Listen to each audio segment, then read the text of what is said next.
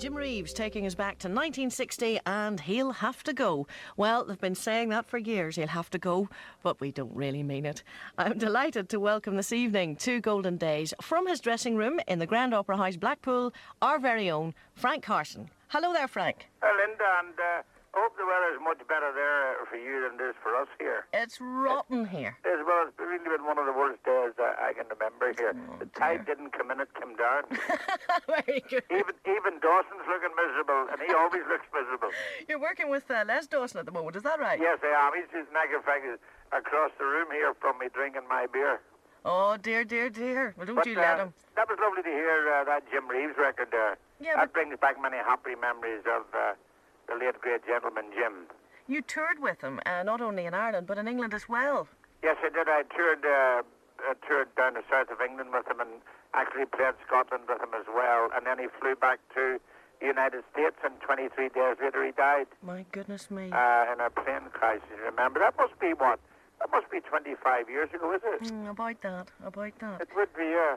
Hey, I've heard some stories over the years, Frank, that Jim Reeves was very, very particular about the piano which he used. Yes, I would say he was a great professional. He wanted everything as good as he was, actually. Right. He was a great professional, but he was also a lovely entertainer. I believe also and that... he gave value for money. All right. There was one evening in particular that he wouldn't go on because the piano wasn't too good.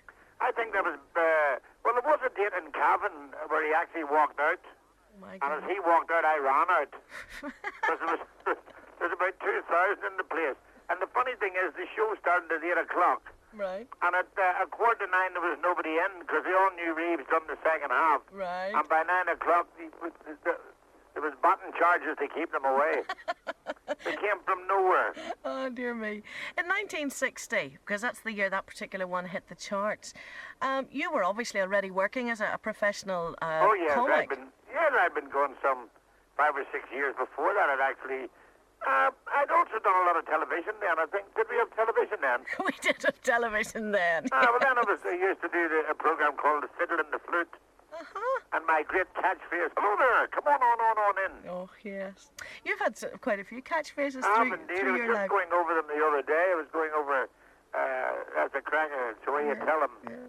Do you remember... Frank Carson, use a 10. Yeah. Do you remember the ad you did some years ago for the bank? Will you take a cheque? Well, that was Stanley Anderson, actually, my great friend from TSB there. Exactly. Which is Stanley was the one. And the lad who started that was,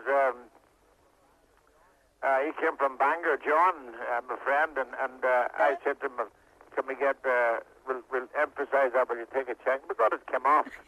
People today... People still say it. They do still say, will you take a cheque? Very good. They never do, but Frank. Anyway, in the 60s, as I say, you were already working. When had you left Northern Ireland by that stage?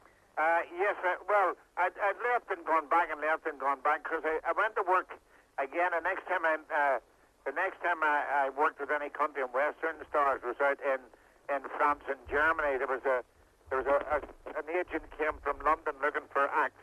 Yeah. From Northern Ireland, and Danny Small and I went down. Danny brought me down. I didn't even know about it. I brought down. Danny wanted to go to Spain and Germany and France to work for the Americans. Right.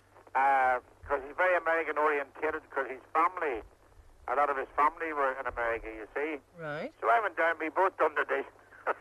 I got the job and Danny didn't. I wonder, is he listening this evening?